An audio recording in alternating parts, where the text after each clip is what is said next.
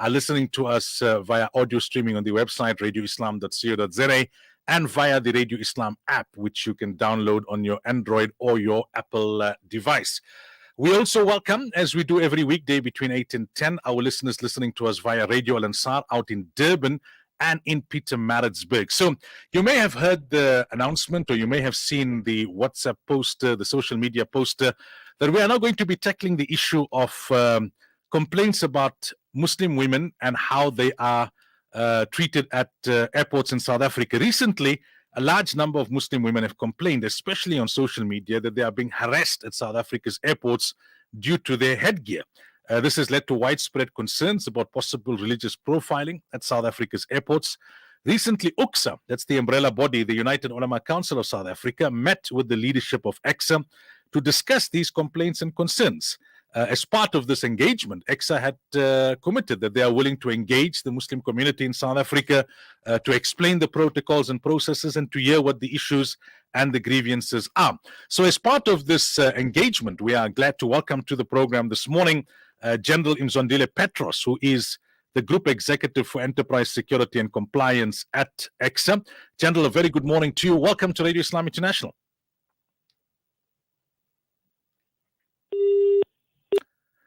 Okay, we seem to have lost the general there. Let's try with our second guest. That's the Regional General Manager at OR Tambo International Airport, Jabulani Khambule. Jabulani, a very good morning to you and welcome. Good morning, Suleiman, and good morning to your listeners, and thank you very much for the invite. Okay, I'm just trying to see if we can get the general back on the line. And then we can continue the discussion. We remind our listeners that we will give you an opportunity to ask your questions directly. A little later, there's a number of questions that have already come in via WhatsApp and our social media platforms. So I want to go through some of those initially. And then a little later, we will open the lines on 011-854-1548. So we just want to mention that to our listeners listening to us here in Gauteng on medium wave on the radio, throughout South Africa on DSTV's audio bouquet. That's the Radio Islam channel 826, and those listening to us throughout Africa as well as internationally, and the listeners joining us with Radio Al Ansar from Durban and Pietermaritzburg this morning. I think we've got the general now on the line. He's the Group Executive for Enterprise Security and Compliance at ACSA, General Mzwandile Petros. General, a very good morning to you and welcome. Very good morning to you, and thanks for having us on the line, and good morning to your listeners too. Okay, General, if I can start with you, right? What is the policy regarding headgear? Is it necessary to remove it? Is it necessary for males and females, all types of headgear? What's the protocol? Thank you very much for the question. The procedure that we have is that, which is actually clearly written out, is that people with headgear, men will remove the headgear, put it on the tray like you put the cell phones, and have it scanned through the scanner. But women, you will actually have to touch the head and check, and pump the head and check as to if there is nothing underneath the tube, as you may call it, or the headgear. And I must hastily say that it's not only applicable to Muslim women, it's applicable to all women with headgear when they're going through our airports. So, General, just to be clear, right? You mentioned there to pet it. Does that mean that a lady does not have to remove her scarf or her doek or whatever? All that is required is for it to be petted. Yes, that's the case. Look, there is a religious sensitivity in the procedure, and it is also outlined that we are aware that there are religions and cultures where women cannot take off their headgear, at least in public, and hence that procedure is taking care of that. So a female will pet the headgear of a female. Is that also part of a protocol? The protocol is in the screening services that are provided by ACSA and other airport for that matter. That's what the procedure says, because it is standard, is that men will be searched by men and women will be searched by women. Mm-hmm. So what's the whole issue then of taking them separately for screening? If it's not necessary to remove the headgear, petting can take place on the spot, no? Look, the screening, let me actually explain why the touching and checking underneath the heads and the headgear. The reason for that, the threat is evolving in terms of the explosive. In the past, you know that the screening machines are looking at the metal detecting, and of course, there are explosives and other prohibited items that could be hidden that the screening machines will not necessarily pick up. So that is actually closing that gap in terms of doing this search, particularly as far as headgear is concerned. Okay, Jabulani, let me bring you in here, right? The general has explained that it's not necessary for a woman to remove her headgear. All that she has to do is allow for a female to pat her headgear to ensure that nothing is being concealed. Men will take it off just to show that there's nothing there. And if a female is not comfortable being patted in full view of others, she can ask for the female to take her to a private side room or something like that. Now, we've seen there's been a number of complaints. I think some reports suggest some 350 complaints from Muslim women. Many of them are saying that officials that are doing the screening are actually forcing them to remove the headgear, saying, no, that's part of the protocol. Obviously, the general is saying it's not. You only have to pet. What would we attribute that to, Jabulani? Is that happening according to your investigation? Are there staff who don't understand the protocol or who are exceeding the limit? Thank you for that question. I think we do have on odd cases where you will have a staff member who would have, I would say, behavioral issues. But as far as we are concerned and with the incidents and viewing the surveillance of our airport and the central search point, none of our staff have actually been seen on camera forcing any of our passengers to remove their headgear. And I just also want to emphasize that to the general's point, that females will be searched by females, males will be searched by males. And in this regard, to your point that you mentioned, should our passenger wish to be searched privately, they would request to do so, and they will be escorted by the female security officer into the area, and then they can then remove in that area if they have to remove their headgear. In the event the security officer maybe patted the lady's head and then might have suspected that there is something on the head. However, it is unnecessary to do so in the event that once the passenger has been searched or patted on the head, there's no need then for the passenger to be forced to remove the headgear. And I also just want to mention to our public, not to waste most of your time, that at our security search points, we actually have a manager, and particularly here at OR Tambo, as you go through the domestic terminal search point, there is a supervisor that is sitting directly opposite the screening machines, for whom our passengers, should they experience any challenges, that person is there throughout the day, and those complaints can actually be raised directly with the supervisor on the floor, and that particular staff member can actually be dealt with should there be a behavioral issue that is unacceptable. So, Jabulani, just to be clear, right, I mentioned that some reports suggest that there were recently about 350 complaints from Muslim women about how they were treated in regards to the headgear at South African airports. Obviously, all 350 complaints would not have reached yourselves. But from the complaints that did reach you, I'm not sure how many, are you saying when you saw the footage, there was no wrongdoing by the staff whatsoever? They were not forcing the ladies to remove the headgear. They were merely wanting to tap or pet? Absolutely. We have not experienced that. This procedure has actually started, it's a procedure that has always been there, and we have been doing the search on all passengers, male and female. Everyone with headgear has to actually be searched. And those particular concerns or complaints that I am aware of, there's a particular incident of a lady called Nadia, and then there was another incident of another gentleman who was with his family.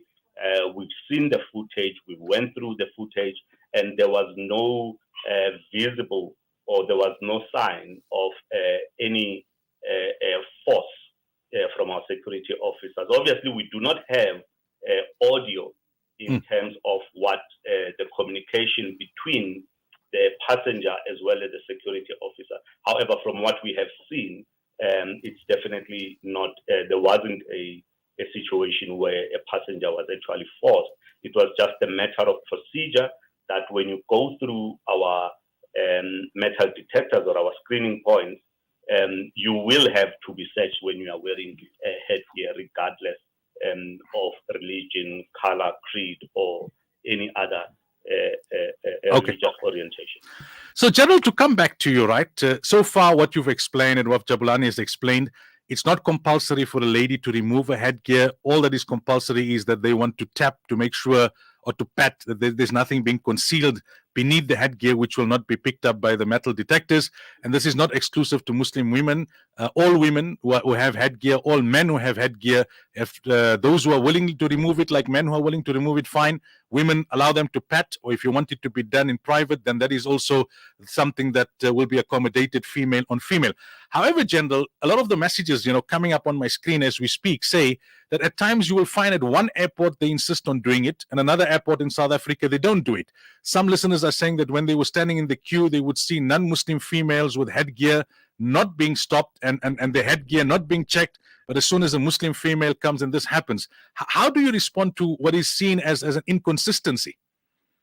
Look, I know this came up, and I think the engagements that we have, I think you've called the Muslim bodies that we've met and the legal people we've actually met. That came up. You see, a standard operational procedure is a standard operational procedure, because what people will say, my experience in Durban is this, my experience in Cape Town is this, is different from what comes up at Tambo. But that standard operational procedure is the same for all airports. This is where I come in at the central level, at head office level, to ensure that those standard operational procedures are actually standard. But the implementation of that, you'll find that some people will actually turn a blind eye or a blind ear to things that they're supposed to be doing, which is actually something that we brought to the attention of the counterparts of Mr. Khambule, the regional managers in Cape Town and Kinshasa, because they might be creating a problem for Tambo. But one thing that we're happy about with the regional manager at Tambo is that the people whom we met is actually we took them through. We actually took them through the incident that the complaint that actually started this complaint. And then we decided that we're not going to just show this incident. We'll show the incident maybe 20 minutes before, and then maybe a little bit 5 minutes after that. And of course, there is an appreciation that this is not necessarily targeted nor profiling people who are coming there. The only profile of the person is that if you have a headgear, that headgear must be removed if you are a man. And if you are a woman, other women who are wearing hair caps will see on the screen that they just take their heads off. But those with two, you will actually, they have the preference of having their head, hair checked as to there is nothing underneath the headgear. Okay. So that basically that is the case. So you will find out that if there is the implementation of the standard of the procedure, is not uniform throughout, is actually a concerning thing to me as the head of security. So I know we have some callers on the line. I'm going to ask them to be just a little patient. There's a few more messages in terms of what has come through from this morning on the WhatsApp that I want to touch on with our guest before we get to the callers. But the lines are open on 011-854-1548.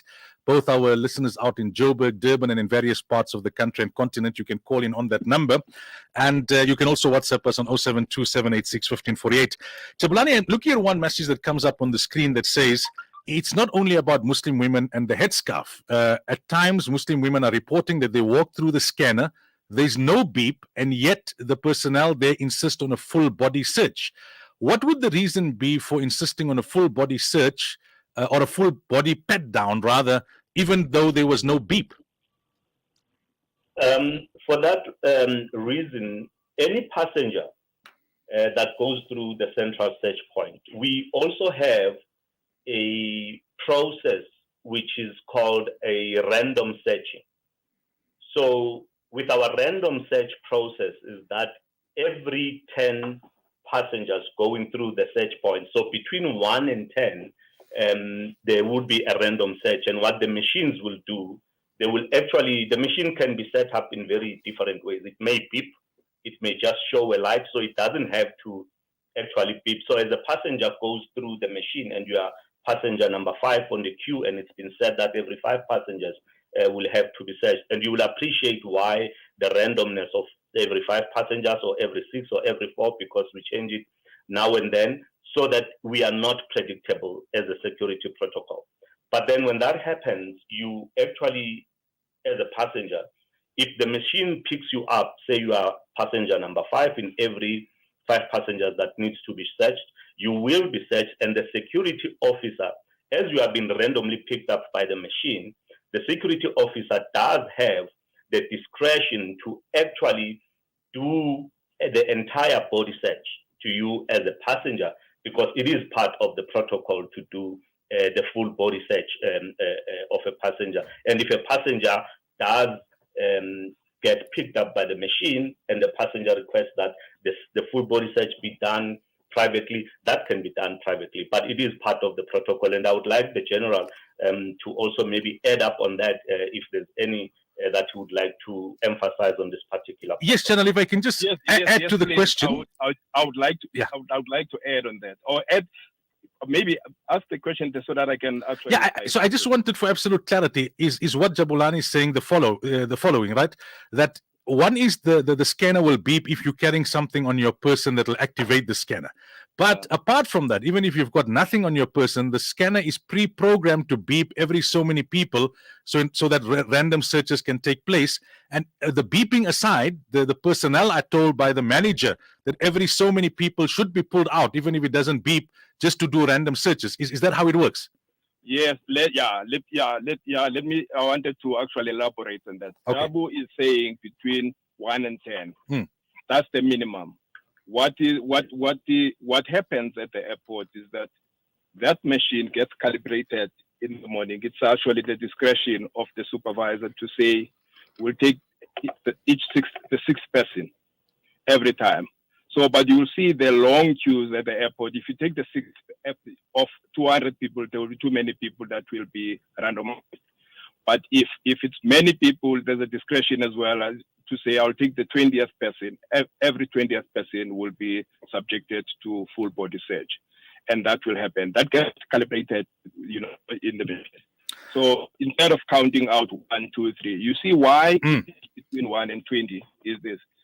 If you know the standards that at Tambo, you search every 10th person.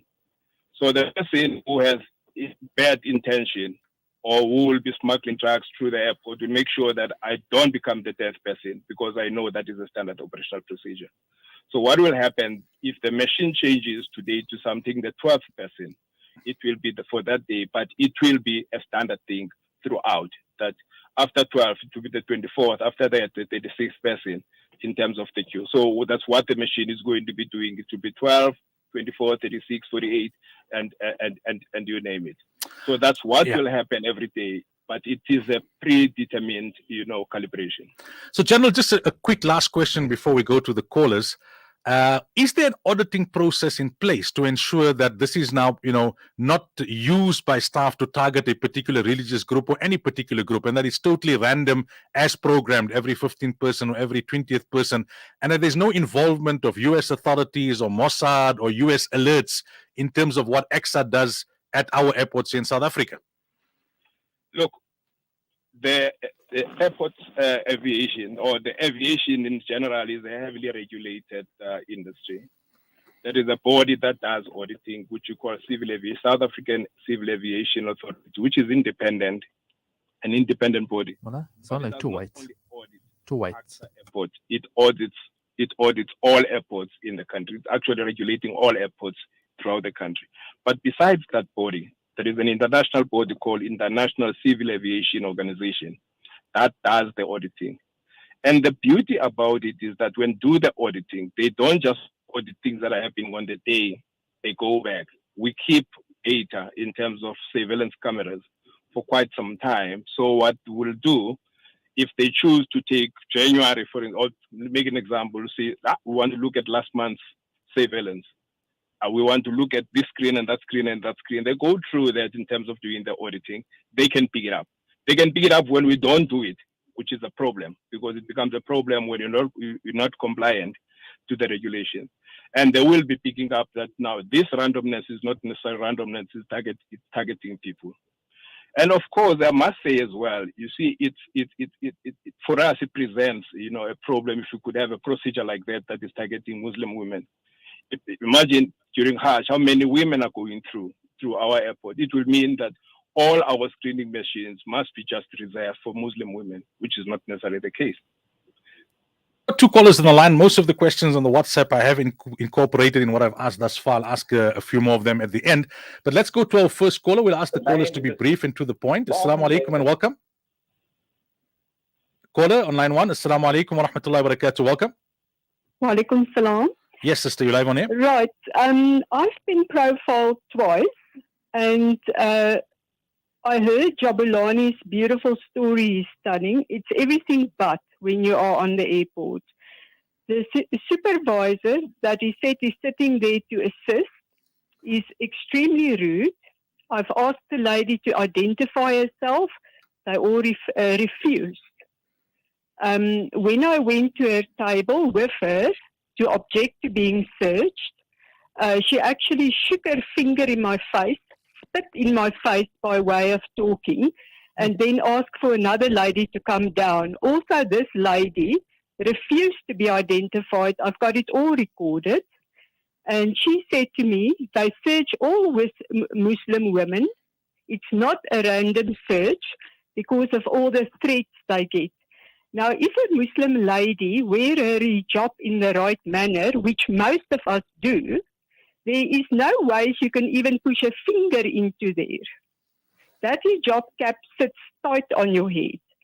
So I would like to know from Jabulani, what does he think Muslim females carry under their hijabs?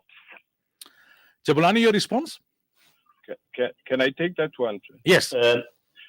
Thank you for that question, and I would let the general also, I think, elaborate on my response. Mm-hmm. Firstly, let me apologize to the lady for the unpleasant experience she has actually had to observe or go through here at our Tambo, because we do not at any point tolerate staff members who would be rude to the passengers. And I would really like that this matter, I be given an opportunity together with the general to actually investigate. Mm-hmm. And I would like to get the lady's details, the date she has actually went through our airport, and all her flight details, and we will investigate the matter. And I can assure you that in our investigation, we will definitely come back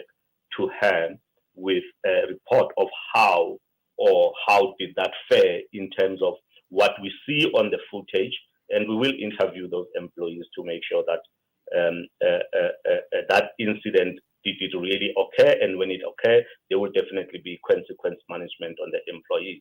However, on the second question that the lady has asked to say, what is it, Jabulani, that you think Muslim women have underneath their hair or underneath their headgear?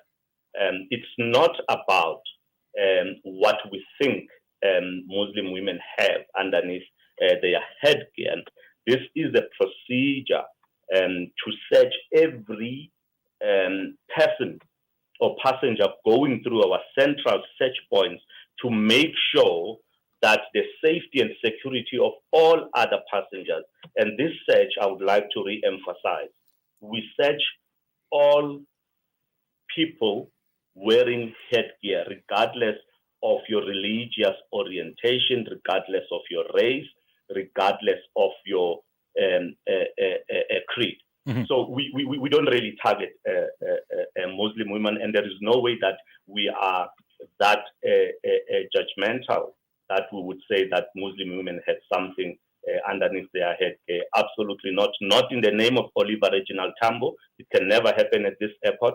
It will never happen in a democratic society of South Africa, given our very own history that we understand what discrimination is all about. Thank you very much. Before the general comes in, Jabulani, I will tell our studio operator to take the lady's details down and to pass it on to you. But on that note, if there are other people with similar complaints, how do they report that? What's the reporting mechanism for our Tambo in particular and other airports in South Africa? Okay, for our Tambo, I will give you We have a landline. It's 0119216262. That is our customer services line. You can also, though, catch us as well on our social media platform.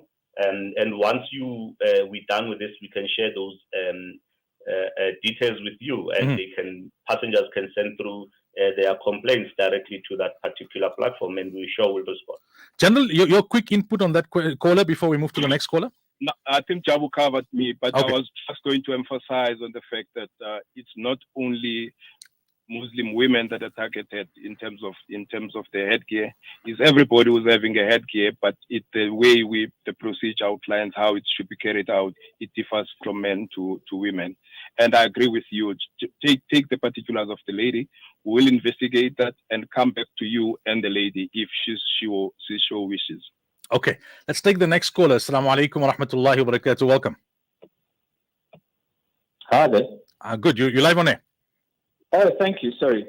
I just want to follow up on the previous caller's inquiry. There's a couple of points. The first is that to say, we search all people with headgear. I mean, the facts would indicate otherwise. But, if it's primarily Muslim women and some Muslim men who are wearing headgear, then obviously the indirect effect of that, even if it was unintentional, which I don't think from the evidence seems to be the case, is a kind of profiling. So, if it's correct what the caller said, and I've heard similar, complaints from other people as well, just to say I'm an attorney and I'm investigating some of these matters and probably referring a couple to the Equality Court. It would seem that there is profiling. It would seem that what is being said to some women is that we are being instructed to search people dressed like you. And there's a clear reference to Muslim women in particular. If one person gets singled out, in a couple of weeks, and there's this alleged sort of random every 15th passenger searching, I mean, that doesn't seem to accord with the facts either. So, the third thing I want to say is that complaints have been made, formal. I'm talking about a specific case. A letter of demand has been written. I'm talking weeks and weeks ago, possibly up to 2 months ago. Not even acknowledged. So, this story about the complaints line also doesn't seem particularly plausible. I think the ACSA need to comment on that. And if there is a specific written policy that their security officers are abiding by, if that says all people with headgear must be searched like they claim, then they should publish that policy and let the public see it, not just Muslim women, but everybody, to see if that's in fact the case. Because just by way of analogy, I mean, consider the following. The previous caller says, well, if I'm wearing my hijab correctly, then, you can see that there's nothing concealed. And what was said at the beginning, and I've been listening for 20 minutes, is that I don't know if it's the general or the other manager who said, well, you might have something concealed that is not picked up by the metal detector. So there's two things arising from that. Why is it that many of these complainants say, I did not set off the metal detector? So then there seems to be a policy to say, regardless of the fact whether you set off the metal detector, and in fact, in case you don't set off the metal detector, we're going to search you in any event. That then is also profiling Muslim women or women wearing hijabs. So, similarly, if you can conceal something under a hijab, if you're wearing it incorrectly by way of argument, and it's got the camel hump and what have you, and you can conceal something in there, then anybody wearing a wig could conceal something in there. Anybody wearing a hat, anybody, wearing anything, anybody could conceal anything on their body. There just seems to be no logical connection with the argument that you might have something concealed on the top of your head as opposed to anywhere else on your body. And that every woman who wears a wig, braids or whatever, of which there are literally tens of thousands who travel, and we all go through the airport and we see this. What makes a Muslim woman's hijab different to a complicated wig, which could also have something concealed under it? That's not regarded as headgear. So where's the logic of headgear versus wigs, for example? All right. Sorry, I've raised quite a few issues. Yeah, I've made a note of them. General, do you want to go first? We've lost the General. Jabulani, are you still with us? Yes, I am still here. Okay, so do you want to respond to those issues raised? Yes. Let me thank the gentleman for his questions as well. So I will first start by saying that last week we actually met with the United Ulama Council of South Africa here at our head office in Joburg. And then General on Friday, he also went to Cape Town and also met with some religious leaders there. The MJC. To take them through our process. And we have shown them even the footage, like to the General's point when he was actually addressing this issue, to say that what we did, we showed them the footage of 15 minutes before and 20 minutes after, so that they could actually see that this is not a search that targets Muslim women in particular. So I would really like to emphasize that we search everybody wearing a headgear. Now, headgear, it can be a cap, a normal hat, a duke, it can be umqhele, it can be a sutu hat, it can be any other thing that you put on your head, which is considered a hat. Wigs and all, and that those are not considered hats. I've never had anyone call a wig a hat. But there has been security incidents where people were arrested at the airport here concealing drugs or any other prohibited items in their hair, and those people have actually been arrested. Those stories have been published, and some of them you might have read about. All right. So I wouldn't say that. I wouldn't agree with the gentleman to say that we specifically are targeting Muslim women. And in fact, I think he mentioned that he's a lawyer. We are very happy to actually invite him to come and join us and sit with us, and we can take him through these processes. Secondly, in terms of us publishing our policy or notifying passengers that when you go through the screening point, you're going to be searched, we are working on artwork as I speak with you, which will be posted in our central search point, which communicates this prior to all our passengers before they get through our screening points, that you will be searched, and we will show the different types of headgear that are available out there, that when you identify with that, you should know that you will go through the screening. So we are very open to doing that. I hope I've covered your questions. Yeah, I think we've got the General back with us. General, I'm not sure when you dropped off, but the last caller, who's an attorney, saying he represents a number of complainants. He raised a number of issues. Jabulani has responded to a few. Perhaps you can tell us, he said a number of letters have been written to ACSA. Earlier on in the interview, it was said that if you feel that the staff are overstepping, the personnel are going beyond the policy reported, he's saying that these letters are not acknowledged. Your response to that, General?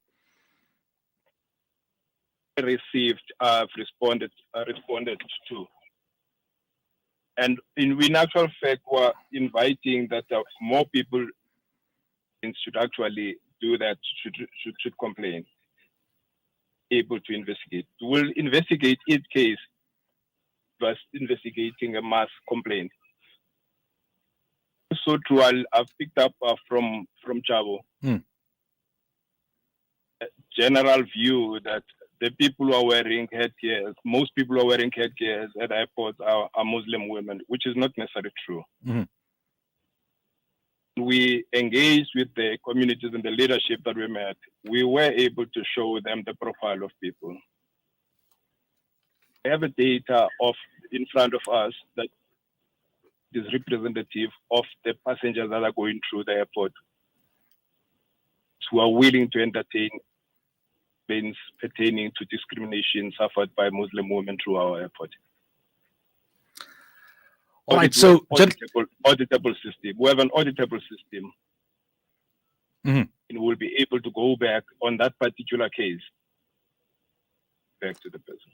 Okay, I'm just going to see this one last caller that we will take, and then we'll try and wrap. Assalamu alaikum and welcome. Walaikum salam wa rahmatullahi wa barakatuh. I would just want to inquire from the gentleman, Jazakallah khairan, for this show. On the 15th of August, I was randomly body searched, and there were two women ahead of me. Both of them had on headgear. One had on a beanie, and the other one had on a hat, and they were not stopped. In fact, the lady with the beanie was stood with me, and she said, "Why are you searching her?" And I was told that it's airport security regulation to search anyone that has a covering over their head. But the other two women were not searched. The one woman actually stood with me, and she said, "But you searched her and you didn't search me." And it was a cold day, so I had on a jacket, and so did the two ladies ahead of me. And I was the only one that was searched. Which airport was this? At Oliver Tambo at domestic departures. And the other thing is, I asked for the head of security to come, and she actually said the same thing. No, it's airport policy that we search anyone that has something over their head. And the lady next to me, I mean, she was someone, a passenger, I didn't even know her, and she said, "But I wasn't stopped. Why was she stopped?" I said, "Exactly, why was I stopped?" I even asked, I said, "I'm not being difficult. Was I stopped because I am a Muslim wearing a scarf?" No such thing. So I said, "Then why was she not searched?" All right, Jabu, your response? Firstly, let me thank the lady as well. And I would like, I hear she traveled on the 15th of August. I would appreciate if we can just have her details as well and go and investigate that particular incident, and we can report back on what actually happened on that particular day. I will not be able to preempt that at this point. Okay, so we'll ask the sister to leave her details with the studio operator. We'll pass it on to Jabu. Just to conclude, gentlemen, I mean, the WhatsApp line here has gone crazy. There's many messages, still calls that could come through, but we're out of time. I think we've covered some of the key areas, and I think you've committed, like you did when you met the MJC and when you met the United Ulama Council of South Africa, that you're willing to continue to engage with the Muslim community, to hear their grievances, to investigate where there's a need for an investigation. I'm happy to hear, Jabu. I think that UCSA had suggested that notices be put up at the strategic places so that people know exactly what's the regulation. And you said artwork is being prepared. What can we conclude on? What's your concluding message to the Muslim community of South Africa, and what details can you share in terms of further inquiries or any grievances that need to be lodged?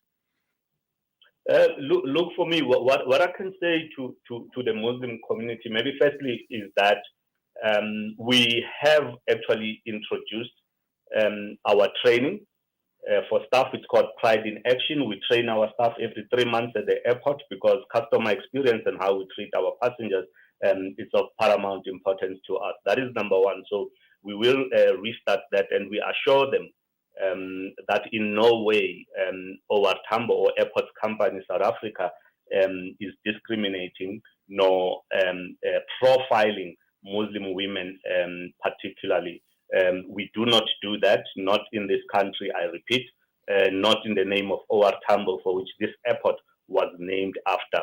And we are indeed, to your point, still open as Airports Company South Africa to engage with the public, to engage with the different leaders in the Muslim community on this matter, until everybody who goes through our airport feels respected, feels that they are actually treated as good customers of ours. And we would like to wish all our travelers a very happy festive season. In terms of my contact details, we will send our contact details for you to can actually distribute. Our customer care contact is customercare@airports.co.za. Our call center number is 011-921-6262. And you can also find us on Twitter as well as Facebook to communicate with us. So we can share your details as well, Jabu? You also can share my details. We will forward, our communications person will forward you details that will actually come directly to myself, and I will go through those details. We can share those with you after the show. All right. And General, your concluding thoughts? My conclusion is that I agree with Jabu. Well, what I can actually add on that is that you can actually share my contact details. We shared the business cards with the leadership that we met. But I will also encourage the people, if they still have an avenue to complain through those bodies, they know where to find us. All right. General and Jabu, thank you both for your time this morning. We really appreciate it. Thank you very much, Salah. Thank you very much. And have a Thanks great day. for Go having on. us. You too. Bye.